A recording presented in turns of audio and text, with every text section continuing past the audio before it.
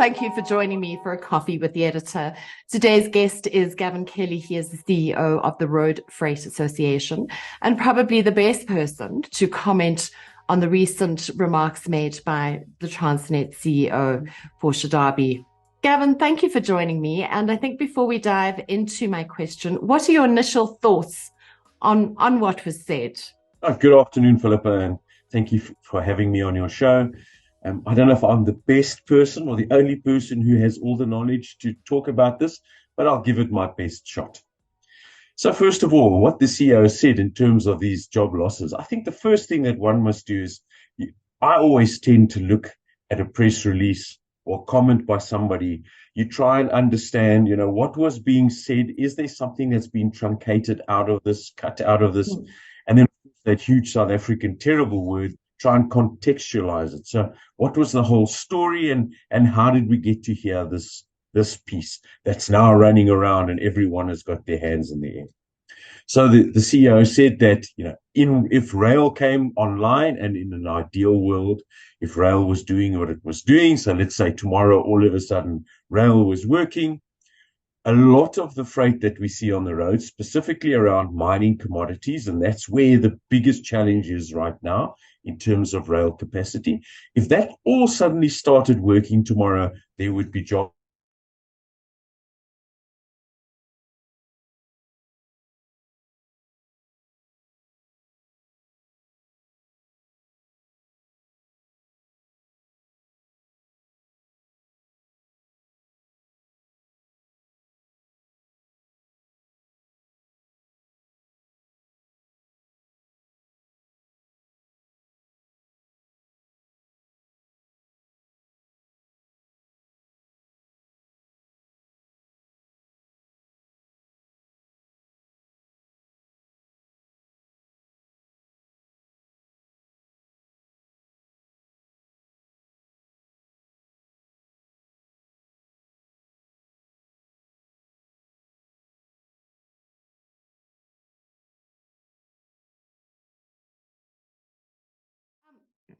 My view is, and I'm a rail girl, so still wheels for me, but my view is that if we had a functioning and efficient railway system and a well-maintained railway that was moving the available freights volumes, that we would probably have kind of more infrastructure around inland terminals or dry ports, that the intermodal aspect and the first and the last mile, because we were serving or servicing that kind of volume, would mean that there would be more opportunities for the trucking industry. No, Philippa, I think you've hit the nail on the head. So even though I work at the the Road Freight Association, I also grew up in a country where there was a lot of rail. In actual fact, I used to travel to school by rail over a number of countries when rail operated. So first of all, I think you're quite right that before rail could operate efficiently, you would need a whole plethora of infrastructure, both at the beginning and the end of the rail journey. So, and that is the beauty of a truck, I suppose, is that the truck can come to your door, load at your door, and take it to your customer. Rail can't do that because there isn't normally a railway line to your door.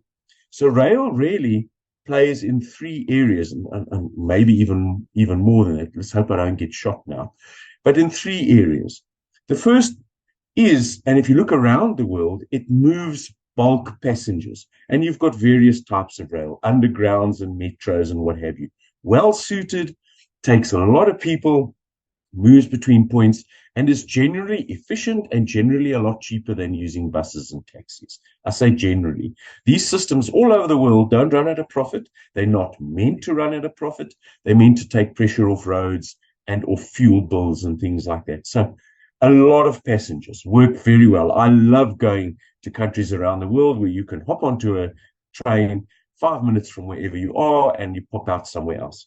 The second thing, and that's where our big challenge lies right now that we see, is around bulk commodities, the bulk ores, the coals, the iron ores, the manganeses, etc., etc., etc. Again, look at the last railway line, large railway line that was built in South Africa in the early 70s, the Richards Bay coal line. Why did we as a country build that? Because then even then, before road freight was whatever it is now, we knew as a country this was the best way to move a bulk commodity to a port on rail, lots of good volume, lots of decent infrastructure to carry that weight. So it moves bulk off. Then it plays a bit in the break bulks. It's not very good rail, not very good around, well, in our scenario, around time pressure type cargoes, your milks and your fruits. In the old days it did it, but it doesn't do it right now. And then we have the agricultural aspect, the mealies and the wheat and what have you. But you are 100% correct. Two things have happened over the years. And the one is that through a conscious decision by governments not in power now, you can't blame them, conscious decisions to move freight away from rail infrastructure and to disinvest. So we don't have those stations, those various infrastructures lying at various industry nodes. We see scenes around the country where these sites don't even have operating railway lines to them anymore. They've been pulled up. So I think there's a long way to go. It's not just going to be fixing a main line. It's going to be, in actual fact, fixing where the freight gets to the railway line, how it gets, and the other side. And trucks will always play a point at that last and first mile, if one can use that, or last and first kilometer. So I agree with you there. And I think that's why in the back of my mind, I don't see an efficient rail system having a huge impact on the trucking industry. I do agree that there might be some impact in terms of, cross-border with the oil commodities and things like that. But then there is also quality of life to kind of come into the equation. We can't spend 50 hours at a border. It should be on rail. There are other ways that we can integrate those trucks. For example, if we had an efficient railway system, we would have more investment in mining. If we had more investment in mining, we would have more mines, which means those same trucks could be doing the movement between the mine and the rail siding, because not all mines are connected to rail infrastructure from a direct network perspective. So again, I feel that there's greater opportunity for an efficient rail system. Philippa, I know you're only 21, but I don't know if you recall, way back when, a lot of the mines that existed then had their own rail systems. And what traditionally happened was, I think in those days it was called SAR, would bring the wagons up to the gate of the mine, and then the mine itself had a little railway system within its own area and a loco, and they would then take the cars in, fill them in, and then push them out to a siding again. A lot of the agricultural co-ops did exactly the same thing. A lot of that has been replaced by truck. But you're 100% correct, is that if we really look at how we want to play an interaction between the various modes, what are we going to spend our money on? Because I don't think anyone's done the figures really in terms of, okay, now we fix all the main lines, because that's what the focus is. The focus is on the Richards Bay and the NatCor, or the container corridor as it's now called, and the North Line and the South, blah, blah, blah, blah.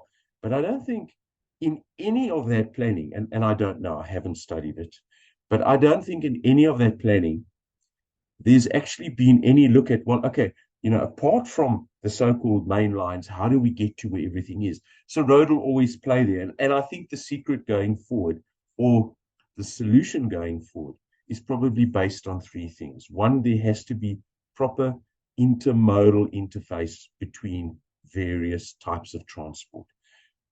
There's an intermodal at the port. Rail doesn't take the containers from the port like it used to. And I've got to be careful about saying like it used to. So we need to get back to where South Africa was the leader in moving containers around the world. We taught the world certain things. So intermodalism is a very, very important thing. And then we're going to have to somehow, without it becoming this huge political monster, is get rail to be operated very much like road freight. It has to be run on a private style of footing. Access needs to be available. We need to allow those who are good at moving logistics, doing logistics, to play in that sphere because we as a country needed to have them. No, I wasn't old enough to have been around when they were logistics like that. So, but I do know about it. But the one more thing I wanted to ask you is like, whilst I believe that there's a huge advantage for the trucking industry going forward, so long as Transnet actually progresses and does what it needs to do.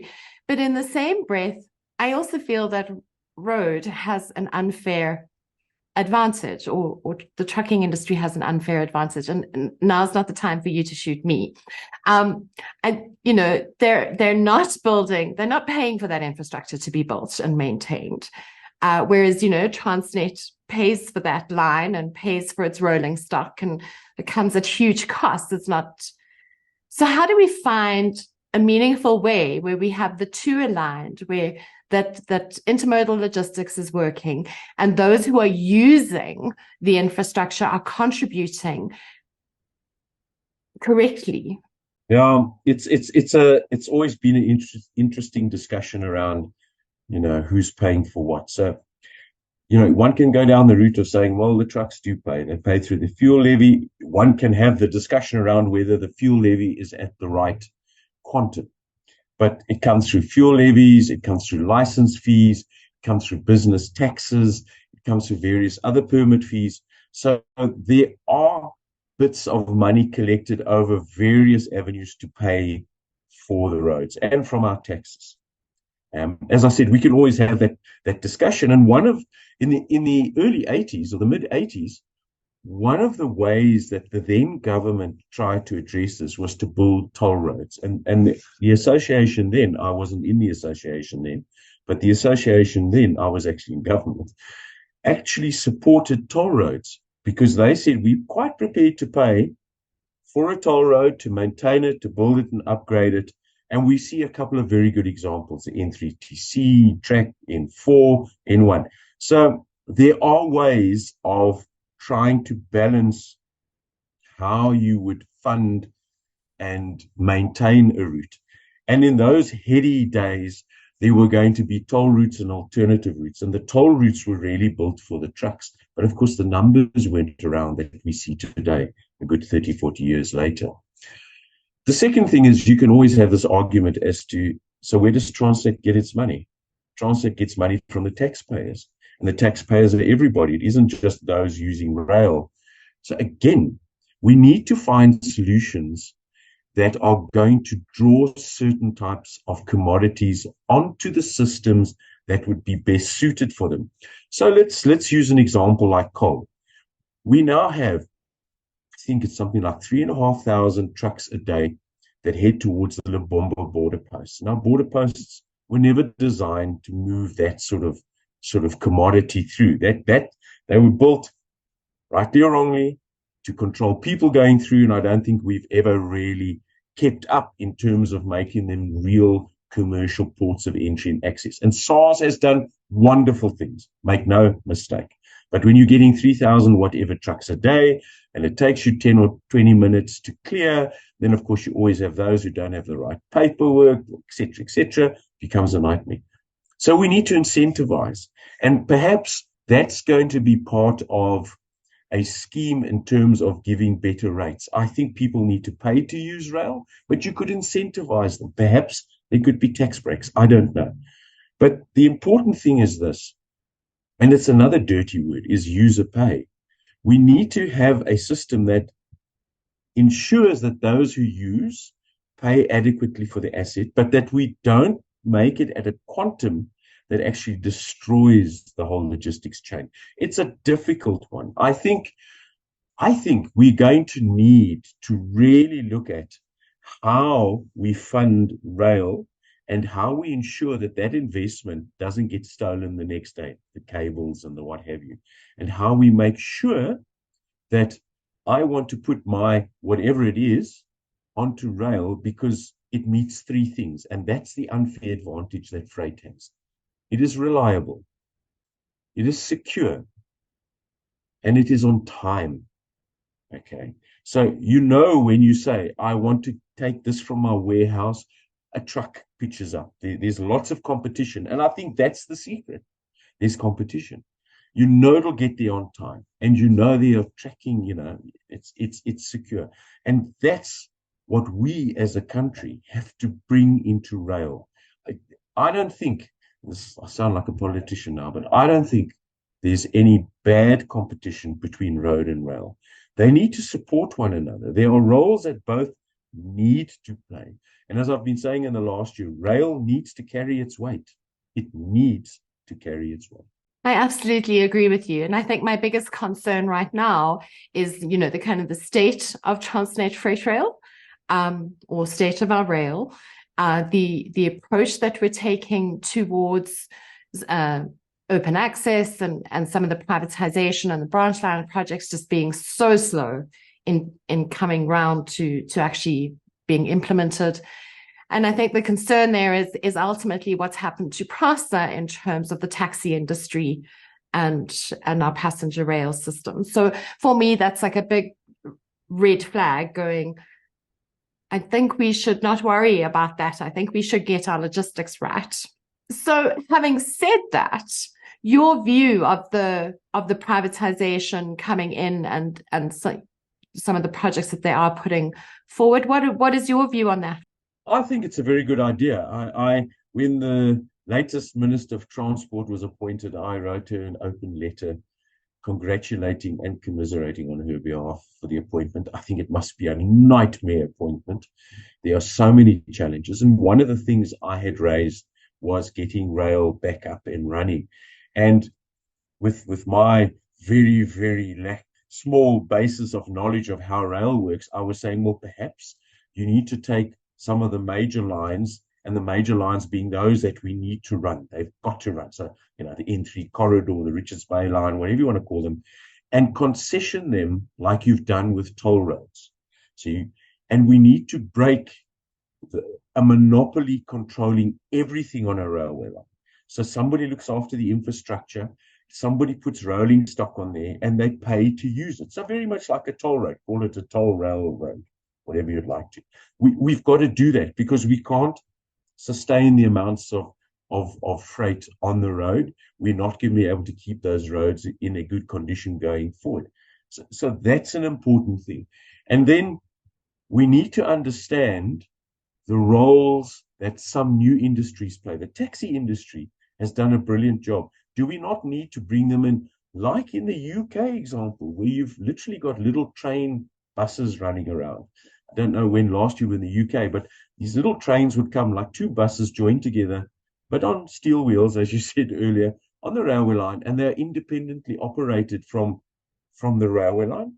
So you'd have someone very much like the AXA model, where somebody runs the station or the airport, somebody looks after the aeroplanes or the rolling stock, and somebody maintains the line. So you've got different players all needing to ensure it all works.